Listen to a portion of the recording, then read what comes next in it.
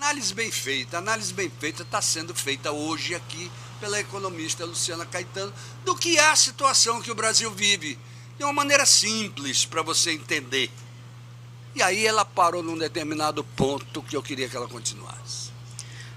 Pois é, Geraldo. Então a gente tem hoje uma dificuldade muito grande de implementar um projeto de desenvolvimento sustentável que possa exatamente alavancar os pequenos empreendimentos, exatamente porque os empreendimentos ele não enchem os olhos do Congresso Nacional e mesmo entre os entes federativos também os governos estaduais parecem não olhar com muito apreço os pequenos empreendimentos. O grande interesse é nos investimentos de grande porte, nos grandes conglomerados.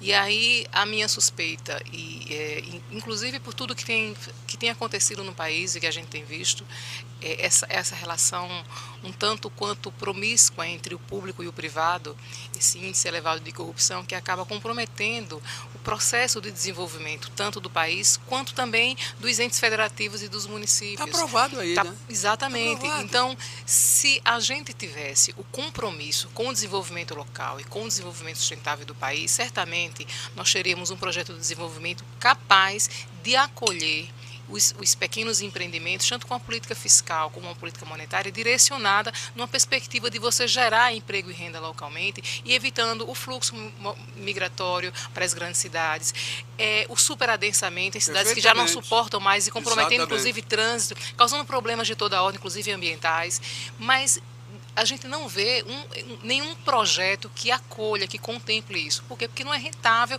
para o sistema político, para o sistema de permanência na política.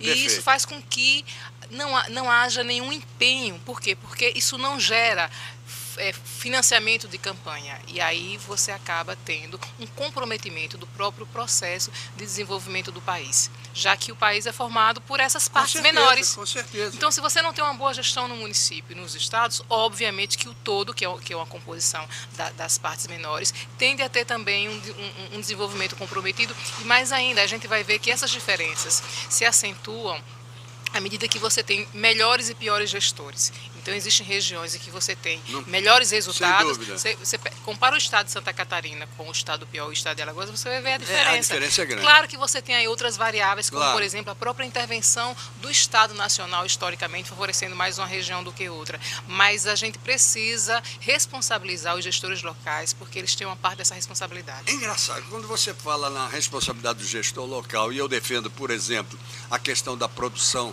desintegrada de uma parte única, ou seja, a formação de cooperativas, a questão da vocação, né? A vocação de cada região, e você investir naquela vocação e por aí vai, me lembra que um bom prefeito, um bom gestor local, ao contrário, ele pode ser uma partícula, ele pode ser uma parcela de uma nova formação geopolítica e econômica de um país. Sim. Não pode? Se ele se conscientizar do trabalho dele, não é? Se ele for um exemplo, olha, sempre me faz lembrar, quando eu falo em cooperativa, sabe, Luciano, se você me permite, sempre me faz lembrar uma cidadezinha do interior da Bahia, que eu conheci há 40 anos atrás.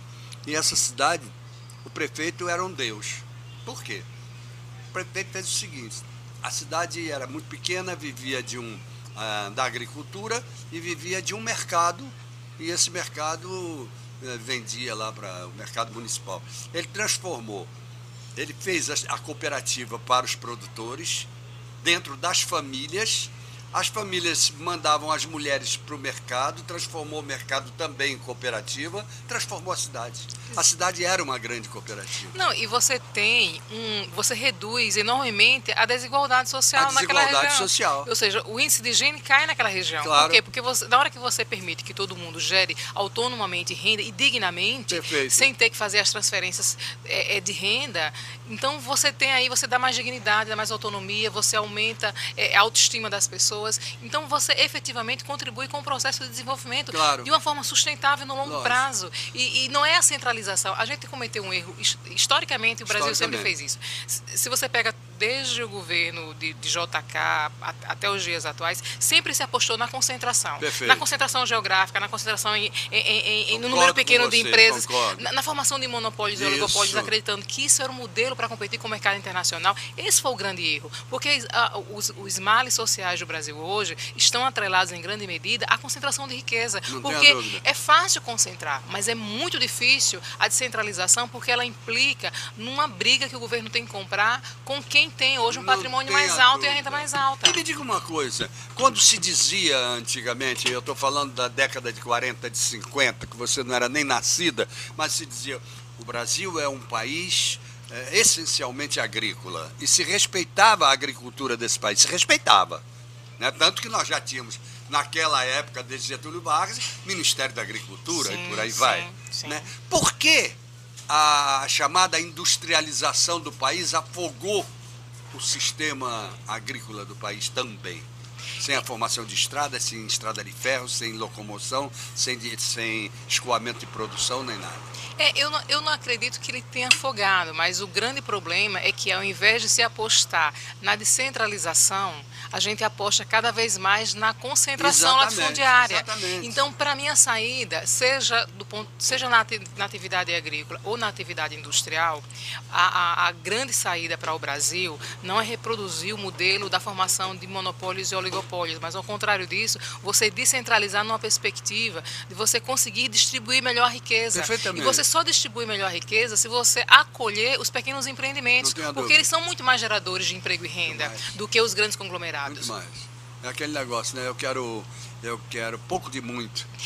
Não adianta você pensar numa economia voltada para o mercado internacional, porque o Brasil não é um país que tem um nível de competitividade capaz de alcançar cada vez fatias mais elevadas desse mercado internacional. É preciso apostar no mercado doméstico. E para fazer isso, você tem que gerar riqueza internamente. Não tenha e dúvida. Você só gera riqueza internamente se você acolher os pequenos empreendimentos de modo que essa renda seja gerada autonomamente, localmente. Você acha que o Brasil carece hoje exatamente de um novo planejamento, já que ele está entrando numa limpeza em relação à corrupção, não é chegada também a hora de mudar inteiramente esse país e criar um novo planejamento de Estado para ele? Perfeito. A gente precisa não só de um novo projeto político, mas a gente precisa de um novo projeto numa perspectiva de você ter uma retomada do crescimento em outras bases. Não mais aquele modelo capitalista importado dos Estados Unidos ou da Alemanha ou da Inglaterra. A gente precisa desenvolver um projeto de desenvolvimento que seja capaz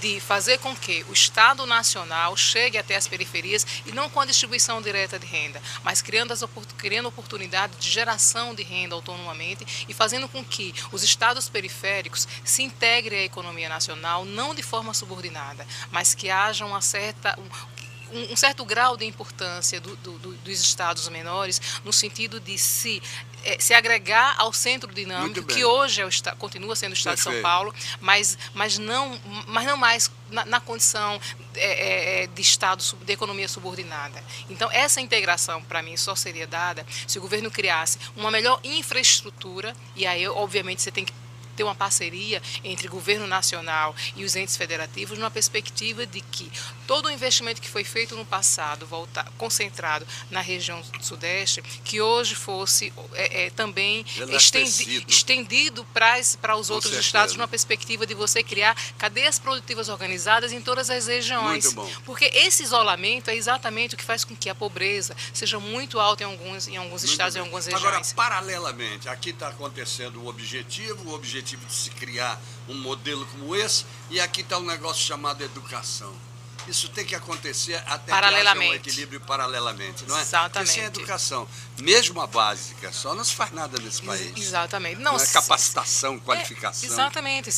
Para você gerar renda, você tem que dar outro condição de gerar essa renda. E aí, se você não tem uma população que seja minimamente preparada para isso, obviamente que ela vai enfrentar uma restrição em algum momento. É verdade. E aí, a ausência da educação, ela se transforma num gargalo ao próprio desenvolvimento. É preciso, e nesse sentido, considerando as desigualdades sociais, essa educação ela só pode chegar se for através do setor público. Não tenha porque dúvida. as camadas mais pobres não têm condição de acessar a educação através do mercado. Mas aí a gente entra naquela velha história, que aqui você se referiu de uma outra maneira, e eu te provoco agora no final do programa nisso. Eu sempre digo que o analfabeto interessa e a seca interessa. Ambos interessam porque dão voto. Exatamente. Não interessa erradicar o analfabetismo, principalmente no Nordeste brasileiro, o que é uma pena. Pois é. Não, tem duas coisas que para mim não fazem muito sentido. Um é você manter uma taxa de analfabetismo tão alta em alguns estados, e outra é você manter ainda algumas regiões sem acesso à água potável. Perfeitamente. Como é que você vai desenvolver a economia local de qualquer região sem água? Não há. Enquanto não se resolver o problema das áreas mais secas, do sertão do Brasil, você não vai conseguir desenvolver as economias locais. Porque água e energia são básicos para qualquer atividade produtiva. Exatamente. Então, sem isso, e isso me parece elementar, e não é uma coisa tão difícil, porque coisas maiores já foram feitas nesse país. Com certeza. A questão é o que é que eu priorizo, ao que eu dou importância. Então, é a mesma coisa da energia elétrica na área rural. Até 2000, menos de 50% dos domicílios na região norte não tinham acesso à área rural. Então, assim, é complicado. Enquanto você não tratar os desiguais então, com as suas particularidades, a gente não vai conseguir diminuir essas desigualdades. Então, a gente chega novamente naquilo que também foi o princípio do programa. O peso político ainda é maior, infelizmente. O peso político ainda é maior e, infelizmente, a gente não tem uma representação boa o suficiente para conseguir brigar por uma intervenção do Estado Nacional na perspectiva de reduzir as desigualdades entre os estados do Brasil. Puxa, Luciana, eu estou babando. Imagine o público telespectador, hein? Que pena você, que quando acabou. vem aqui, você dá show. Que pena, o show é seu, o espetáculo é seu.